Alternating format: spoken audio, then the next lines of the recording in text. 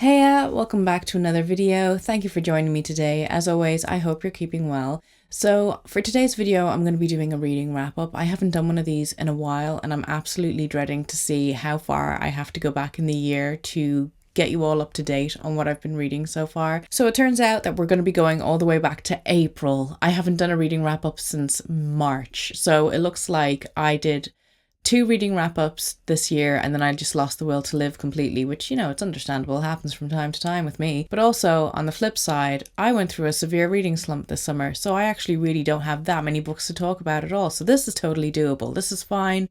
I'm okay with this. Let's get into these reviews. So the first book that I read in April was This Is How You Lose the Time War by Amal, El-Mohtar and Max Gladstone. I went into this without any expectations. I'd seen that it had been quite hyped on BookTube for a time, and then I'd also seen people in the comments of these videos stating that they felt that the book was quite overhyped for what it is. It's described as a space opera. Having read it, I wouldn't really regard it as a space opera because, in my opinion, space operas require epicness, and this wasn't super epic to me. So the story is about 2 warring factions who are competing against each other in order to create the best possible future timeline for themselves in order to further their agenda. And it's told in an epistolary format by 2 rival agents, Red and Blue. And initially these letters start out with just a simple taunting, and it's not really meant to turn into a full correspondence, but ultimately it does. And the 2 end up realizing that they're not so different after all. And what ends up happening between the 2 is, despite the fact that they're still undercover and trying to keep their correspondence secret, because if they would found out, they'd be treated as traitors. And what emerges is a friendship, is a romantic relationship. And it is a very easy to read, easy to comprehend sci-fi novel. I'd say if you're someone who's interested in getting into the genre, this would be a great place to start. I flew through it in one sitting, which was really surprising to me. It isn't too complicated, you're not overwhelmed by the amount of characters. It's fairly simplistic in its overall setting, and I can see why people would absolutely love this. It's very fast-paced. You're just finding yourself turning page after page in order to find out what happens between these 2. I also really enjoyed the timeline element of what these agents were actually trying to complete, and I suppose the science behind that. I found that most fascinating. And though I enjoyed it at the time, I wouldn't say that it's necessarily a story that stayed in the forefront of my brain that I kept thinking about. For me, this book was more so of a time being sort of read, where I enjoyed it for what it was within the time frame, and I moved on to bigger and better things. I can definitely see the critiques that it's received, but it also was an incredibly enjoyable read for what it is. But it does have that relatability of what the main characters are going through together, and that kind of compassionate feeling that you as a reader would have towards them to find out if they can make it out of it alive. It's a solid read for sure, but I don't think it's worthy of the overall hype that it's received since being out over the last couple of years. The next book that I read was The Ruins by Scott Smith. This became my first 5-star read of the year. This is one of my new all-time favorite horror novels. I feel like it had all the elements that I really enjoy in a horror novel, and it did them so incredibly well. So this follows 2 young American couples who have gone on holiday to Mexico, and while they're at the resort they end up befriending other holiday goers, one pair in particular being 2 German brothers, and one of the brothers ends up taking off with a girl who's on an archaeologist's dig, and his brother ends up not really hearing anything from him for a couple of days and begins to get worried because at a certain point he should have been back by now. So the Americans agree to help him find his brother, and they're also joined by a few other friends who don't have a lick of English but are still really good crack to hang out with. So trying to find this ancient ruins is quite difficult for them. There seems to be a lot of locals who just refuse to take them past a certain point, and they have to make a good portion of the journey on foot. And the thing about this ruins is that there's something weird going on with the locals who are in the nearby village, because they seem to protect it. Because once they step onto the ruins, they are not allowed off it. The locals guard it day and night with guns to make sure that they do not step off this ruins and make their way home and make their way back to the resort. And for the longest time, you're trying to figure out why that is, what's going on with these ruins. And from that point forward, this story turns into an isolation/survival horror novel. The writing style has this kind of retro vibe, And I feel like this is going to be one of those books that turns into a future horror classic, in my opinion, just because it's so easy to read. It's so easy to get into the mood of the book. And the depictions of the isolation, of the fear that this group of people have on top of this ancient ruins, and the fact that they weren't prepared to be here for more than a day means that they don't have anything with them. So they have to start rationing the bit of food that they have. There's a lot of odd things going on. For example, they never hear the sound of birds chirping. They never hear the sound of bugs. And this all adds to that feeling of isolation and unsettlement that you feel while reading this. I honestly felt like I was up there too with them experiencing this. You feel the agitation of the group. They're up there, they have nothing to guard them from the day, from the heat. They're sweating, they don't have any water. You feel that anger and resentment and paranoia start to build very early on, and the way it's depicted is incredible. It is so realistic in that manner. They have nothing to listen to up there other than the sounds of the locals shouting at one another, the sound of the vines, and then the sounds of people who've travelled with them scream in pain and suffer. I've said this before, but what I really enjoyed about this book is just how hopeless it feels, and I really enjoy that when it comes to horror. That's like one of the main things I feel like. Does it feel realistic in the context of the story? Do these characters feel fully fleshed out? Do they feel like individuals that you could very easily picture within your mind's eye? And does it have that horrible, foreboding, hopeless feeling to it? And this just ticked all the boxes for me. The next book that I ended up reading was Cows by Matthew Stokoe. So this was featured in my extreme horror reading vlog that I posted recently. And lads, this was not the book for me. I'll say right off the bat, this is my first 1-star read of the year. And it had a funny effect on me because after I finished reading it, I immediately went to look up the reviews of it. And seeing the reviews, I really did have that feeling that, like, did I read this book wrong? I've had enough time to marinate on my thoughts about it now where I don't kind of question myself anymore. This just wasn't the book for me, unfortunately. So this follows Stephen, who's a 25-year-old man. He lives at home in an apartment with his mother. He's always lived there. The apartment is an absolute squalor. His mother is incredibly abusive toward him. She is focused on making him big and strong and feeding him certain things that she feels will aid in this. And Stephen ultimately ends up getting his revenge on her from all the years of abuse by saying, listen, I'm going to start cooking and you're going to eat what I make for you. Aside from that, he's recently started a job at an abattoir. Now, this is his first time really being out in the real world because Stephen has a tendency to live in his head and he watches a lot of TV and he's very fixated on the fact that he wants to emulate the idea of like the perfect family that you see on TV. That's what he wants for himself. But he does have a girlfriend who lives in the apartment upstairs. She's incredibly mentally ill, and despite Stephen being blatantly aware of her mental illness and all her flaws, he just decides to settle for her because he feels like she's already accepted him for him. He's just going to try to make the best of a shitty situation. And a shitty situation it certainly is. This book is incredibly graphic, incredibly vulgar. It has a lot of animal abuse in it, not just with the cows at the abattoir that Stephen's working with, but with his own dog who lives at home with them. So if you're someone who wants to avoid any sort of animal cruelty, this is definitely not the book for you. This is an extreme horror novel, and I knew that going into it, and I knew that this wouldn't necessarily be my cup of tea, but I was really hoping that for my own sake and for the sake of making it an entertaining reading vlog. But unfortunately for me, I didn't have anything about this novel that I felt was anyway redeeming for what it was. A lot of it just felt like it was written for the sake of being shocking.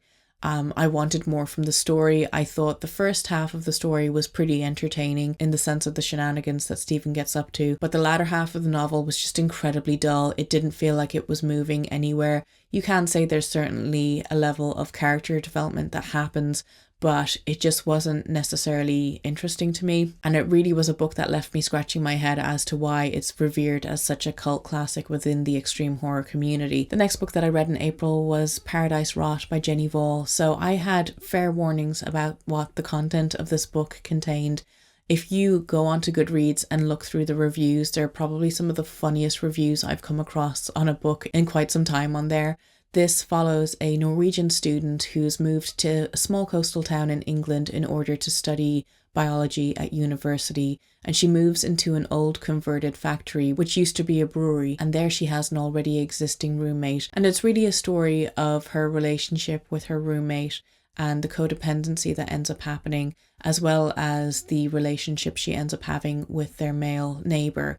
And it's just kind of like a really messy situation, and towards the end the story is really filled with the revelations of toxic friendships and relationships, and really kind of knowing what's best for you and not putting other people before yourself just for the sake of not hurting their feelings and stuff. But the book also contains a hell of a lot of urine, and that's what I really heard about before reading this book. So if you're someone who has been to a hospital recently, or an old folks home, or somewhere where the smell of warm, fresh urine is very abundant, you may want to stay away from reading this, because it is quite detailed in its explanation in the smells that one smells from this particular roommate. All things considered, I thought there would be way more urine than there actually was. I was somewhat disappointed in the unit amount of urine that was discussed within this, but I can see why it's so off-putting to people. But I definitely enjoyed this novel much more than Jenny Vol's other novel, Girls Against God, which I read earlier in the year. This felt more cohesive. This felt like it had more of a point to it, and this is regarded as just weird literary fiction. I feel like I was able to take away a lot of meaning from this rather than just focus on the piss of it all. The next book I picked up was Ghost Music by Anyu. This was a very anticipated read for me. I'd heard nothing but wonderful things about it, about how charming it is and how whimsical it is, and it follows a young woman who is married to a man who seems incredibly reluctant to have children and to start a family. And she fills her days with just teaching children how to play piano, but she's not very content within this. She's really given up on her own personal hopes and dreams in order to settle into this marriage. She originally wanted to be a concert pianist, and she's had to set that aside and just settled for being a music teacher instead. And then her mother-in-law ends up moving in with them, and she starts putting on equal amounts of pressure on the husband. And you can tell that there's just something going on within his own life, that he's just not happy, he's not content with the idea of having kids. And he's quite a frustrating character, despite the fact that he's not in it a whole heap, because he spends so much time at work. They end up receiving packages of wild mushrooms being delivered to their apartment every now and again, and there is no return address. They have no idea where these mushrooms are coming from, but they decide to make the best of it, and she ends up being able to bond with her mother-in-law over their love for these mushrooms, and it's something that she can kind of use in order to get her husband's appreciation and attention back again. And then there's a whole other side plot of a famous concert pianist who went missing many years ago reappearing. The story had a lot more depth than I initially thought that it would, but overall, it didn't live up to my initial expectation of it. I believe I gave this book 3 stars. It was a fine novel. It was entertaining. It was charming. It was endearing. It was moving. It's still a fantastic novel, but I think I just went into it with my expectations just a little bit too high. And then the last book that I read in April was The Summer I Died by Ryan C. Thomas.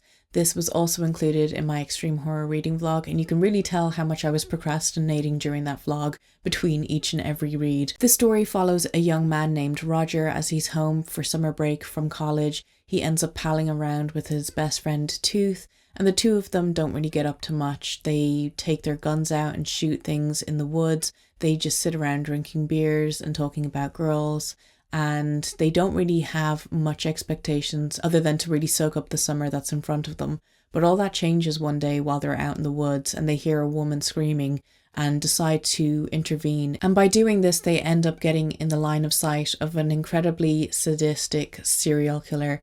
And that's really when the story takes off. So I found this book to be quite slow. It took about 60 pages or so for them to cross the line of sight of the serial killer. This book is noted as an extreme horror novel, and I really felt that the extremeness was not there. There was one particular scene where you can say, yeah, that was extreme horror, but it was fairly tame for what extreme horror could do. But overall, it didn't have me on edge. I wasn't really freaked out for the characters. I wasn't even rooting for the characters to get out of their situation. There was a lot of stopping and starting and back and forth. The writing style of this novel wasn't particularly great for me either.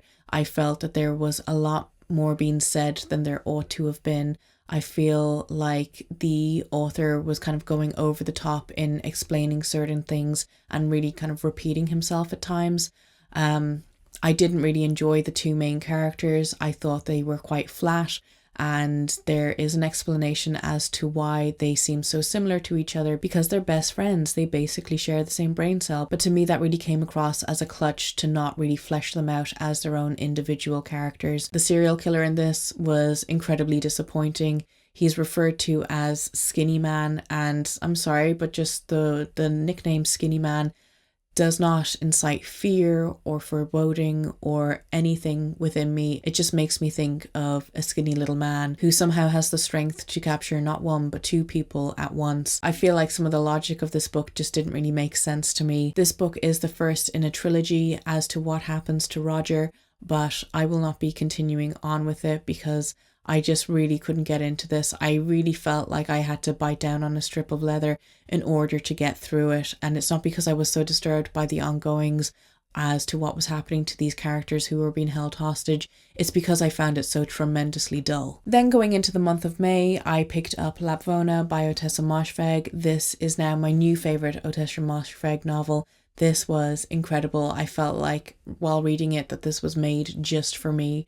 It had everything that I love in a kind of like literary fiction, historical setting. It had incredibly unlikable characters, very devious, very entertaining. So this is set in a medieval village, and it follows a 13-year-old boy who's the son of a shepherd, and he lives alone with his father as his mother passed away when he was born, and resentment over that fact is very much alive and well in his father, and his father is just very harsh with him. He's very abusive with him. He's friends with the son of the governor of the village, and the two of them set out on adventures. And what ultimately ends up happening is that the governor takes over the fathership of this young boy. The governor and his local priest, they basically hoard the wealth from the village. For example, together the two plot and purposely cause a famine to happen to the villagers while they are hoarding all the wealth and food. They just choose to kind of set the narrative of these villagers because they don't know any better. One of the most interesting characters within this is a woman who is the local midwife, because she's believed to also be a witch. And she really is the motherly care that this 13-year-old boy receives. Even though there are times where she can't stand him or finds him revolting, she still allows him to breastfeed to calm him down.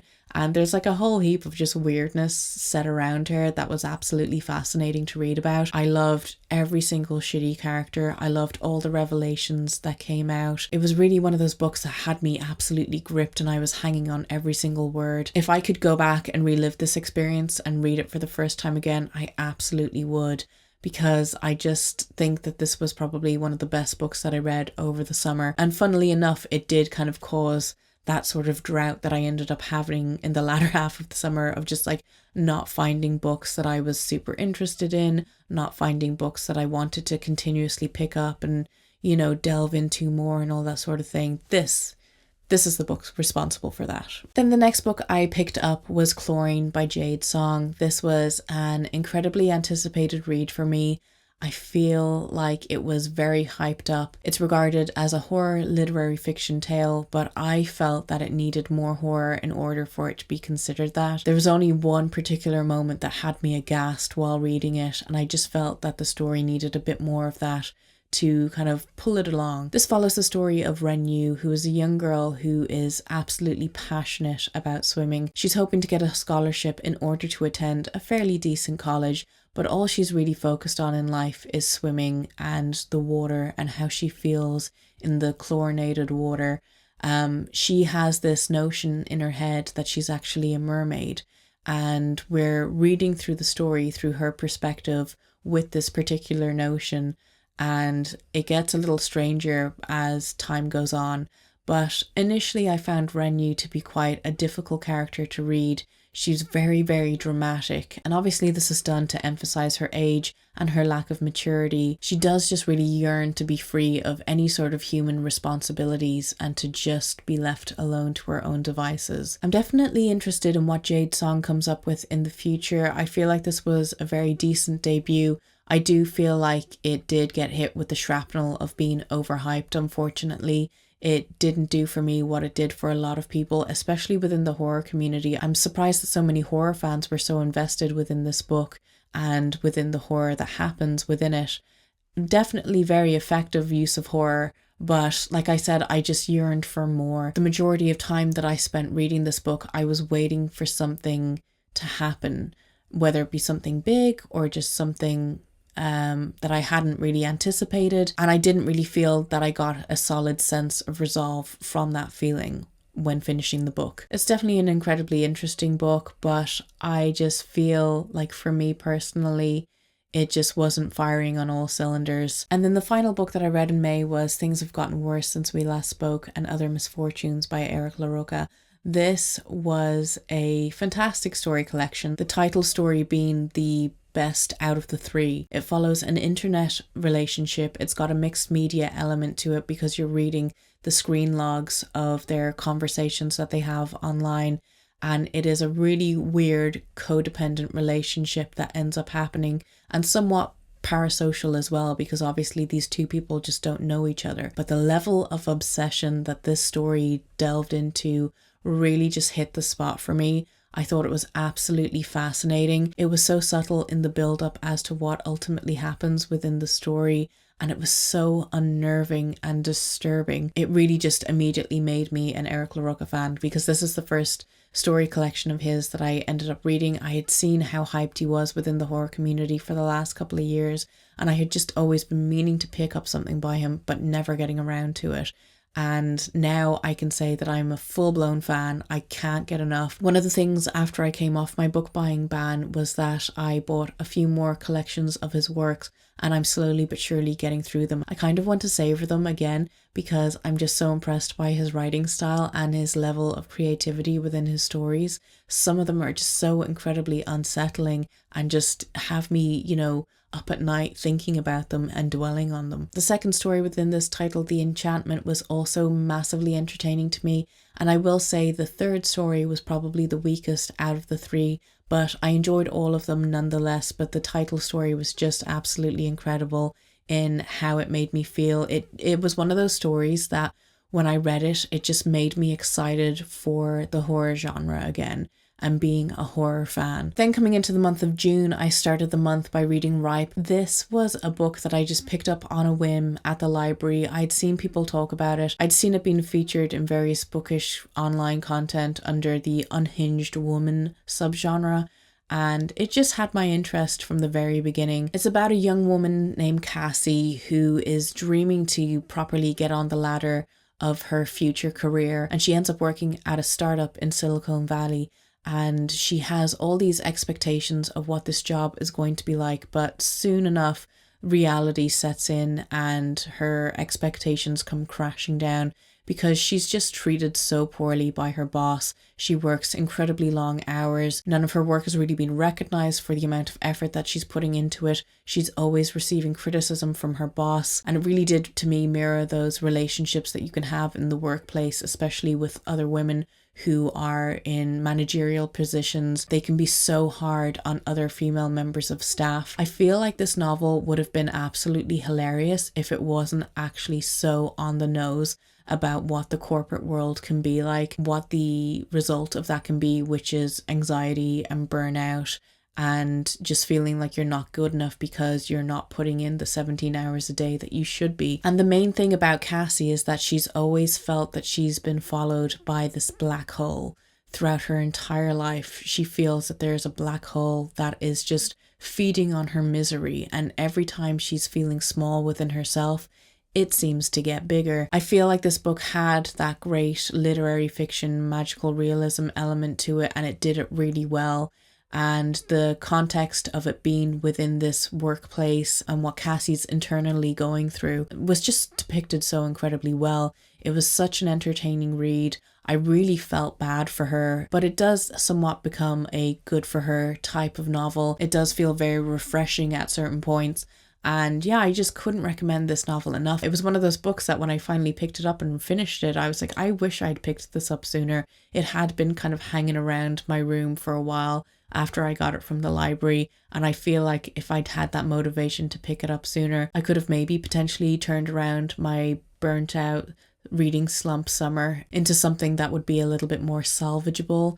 But sure, we can't plan out how our moods are going to be or what happens in life, so I'm not being too hard on myself when it comes to I should have read more books this summer. The next book I picked up was The Hollow Places by T. Kingfisher. This is the second horror novel I've read from T. Kingfisher. I was really interested in this book because it's inspired by The Willows by Algernon Blackwood, which I haven't read yet, and I feel like once I finished this, it probably would have made more sense to have read that first going into it, because I did struggle with certain elements within this book, which I'll get into now in a moment. So this book follows Cara, who is a recent divorcee, and she's had to move back to her hometown, and her uncle, who runs an oddity museum, ends up taking her in, and she's staying in this museum. He's not in the best of health, so he ends up having to go into hospital, and Cara is left to run the museum. And she's fairly content with doing this. She's focused on cataloguing his entire collection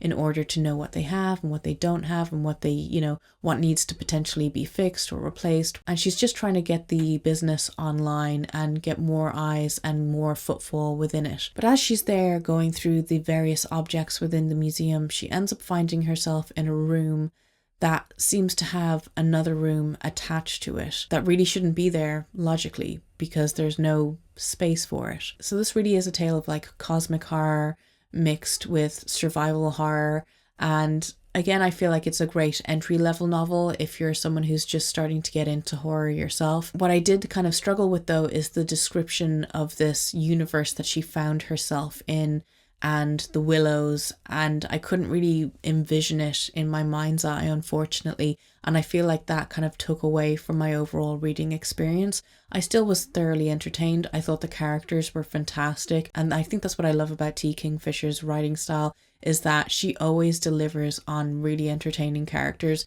that feel real. And the thing is, now that I've read this, is that I'm absolutely desperate to read The Willows by Algernon Blackwood so I can make more sense of this work based on that. And then the last book that I read in June was Cackle by Rachel Harrison. This is the first Rachel Harrison novel I read, and it certainly will not be my last. I'm aiming to read all her books by the end of the year, just based on how much I enjoyed this. This follows our main character, Annie, who is setting up a new life because she's gone through a really bad breakup, a breakup that she's not over yet, and she ends up taking a teaching job in a very small, cozy town, and it really is like something out of a movie or a novel when she gets there because it's just so cozy, it's so picturesque. And as she's settling in, she meets this woman called Sophie, and she's immediately drawn to Sophie. There's something that really pulls her in. Annie seems like the type to kind of struggle to make friends and then to keep friends, and that's probably one of the reasons why she's taking the breakup so badly, because she feels like she's lost her best friend. But Sophie's just really determined on helping Annie be her true self, to move past all this breakup nonsense and to just focus on herself. The longer Annie's there, the more she realizes that the people in the town seem to be quite weary of Sophie. They don't want to upset her. And initially Sophie says, well, it's just because I'm everyone's landlord. I own a lot of the land within this town. But there seems to be something else that's just under the surface that Annie's desperate to find out. Personally, my favourite character within this was Ralph. I want a Ralph for myself. He was so adorable. I could just really picture him being such a little cutie. It's probably because I watch a lot of spider videos on TikTok, especially little jumping spider videos. They're so adorable. I love them so much. This was just an incredibly endearing novel. And the thing about this is that I really wasn't expecting to enjoy this book as much as I did based on the premise of it. I went into it being my very critical, cynical self, but this was such a nice book to just sink into and to turn my brain off to. And sure, Annie's character is a bit frustrating at times because she's just so hung up on this guy. But I feel by the end of the novel, there is significant character development there within her. And I just felt satisfied by the end of it. And it's nice to go into a book that you have really no expectations of and to end up really just enjoying it for what it is. And I feel like this was just one of those books that just helped me in that particular week to get through the week that I was having and to kind of pull me through. And so in that sense, I'm quite grateful for reading it at the time. And then getting into the month of July, which I had such high expectations for reading wise. I was meant to participate in Summerween and do a vlog for it, and I was initially so excited.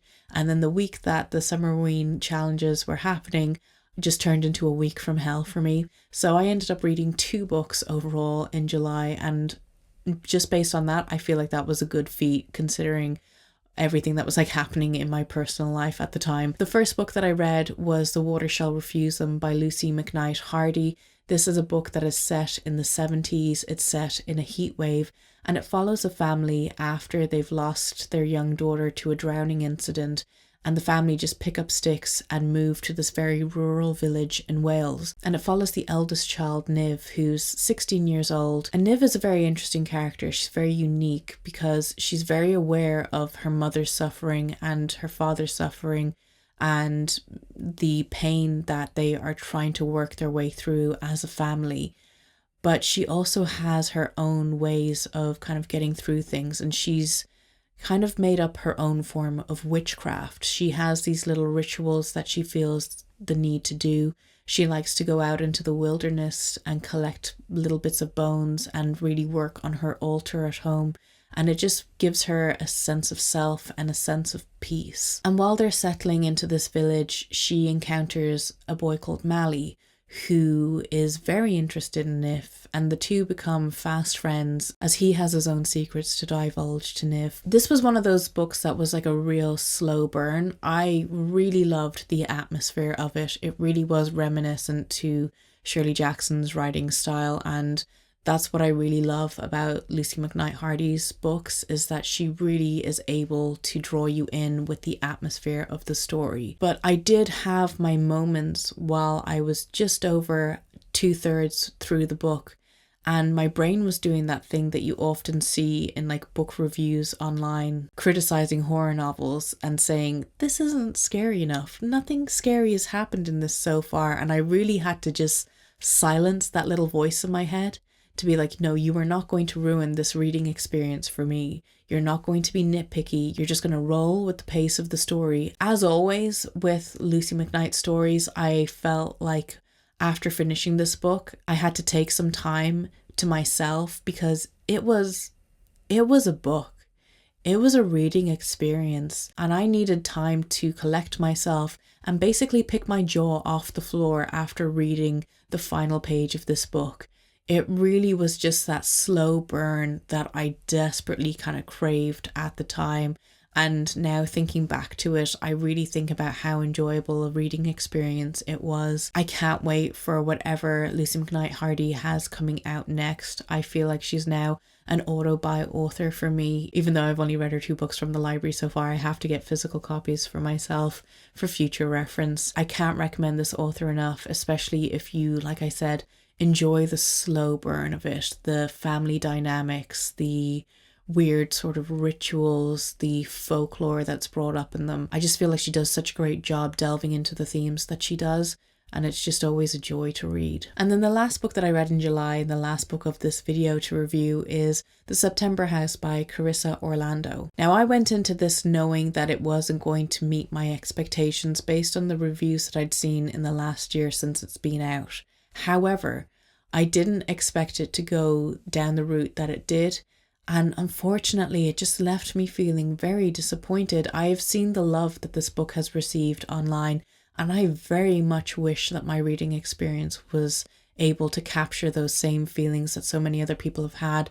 But again, this just wasn't the book for me, and this book really did kind of cause more of a reading slump into August. So this follows a woman named Margaret, and she's after buying her dream house, an old Victorian house that she plans to do up with her husband Hval. And after moving in, they start to notice that weird things begin happening in the run-up to the month of September. And these revelations turn out to be the fact that the house is incredibly haunted. There have been multiple murders within this house. There is a lot of very unsettled souls. And Margaret is just determined to hack it out and to basically say, I'm here, this is my house, you can't run me out of it. This gets harder and harder with each September that comes, and this really does affect Hval, who ultimately ends up leaving. And we have no idea where he's gone. And their adult daughter ends up coming to visit the house for the very first time, because they've always been very focused on keeping her away and at bay so that she is not hit with the shrapnel of the fact that there are multiple ghosts coming around this house at any given time. They don't really want their grown daughter to feel like her parents are potentially at risk by staying in this house. She ends up coming to the house and realizing that her dad has been missing for a much longer time than she initially thought. And she's worried about her mother because her mother just seems so aloof and unconcerned with the fact that Hval has just gone missing. And as we go through the story, we start to learn more about Margaret and Hal's relationship, and that it wasn't really necessarily all that great. And she really is a woman who has just stuck it out her whole life, much as she's trying to stick it out in this house. But when I realized what the story was actually about, I was like, oh, this isn't what I was expecting when people say that this wasn't a book that they were expecting. And now I just feel really depressed reading this. And the more I read, the more depressed it made me feel. I felt like the story overall was quite predictable as to what ends up happening with all the ghosts within the house. Sure, you can look at it and say that it's empowering, but for me, I just thought it was too stereotypical. I would have really liked that it had gone off the beaten track with it. I feel like there were so many other areas that the plot could have explored, and when it ultimately ended up where it did, I was just like, oh, well, I could see that coming from a mile away. I think I gave it a 3 stars again. It just wasn't super strong for me, unfortunately. Again, probably a great entry-level book if you're someone who's just getting into horror. I feel like this book is another victim of my high expectations. So those are all the books that I read over the summer. Let me know your thoughts if you've read any of them. And also let me know if you read any stellar, standout, knockout books this summer, or if it was more like me and you had a few duds. If you want to keep up with me outside of YouTube, you can always follow me on my Instagram and my TikTok, where I make short form bookish content that I don't necessarily share over here. And as always, I hope you enjoyed this video, and I will talk to you soon. Goodbye.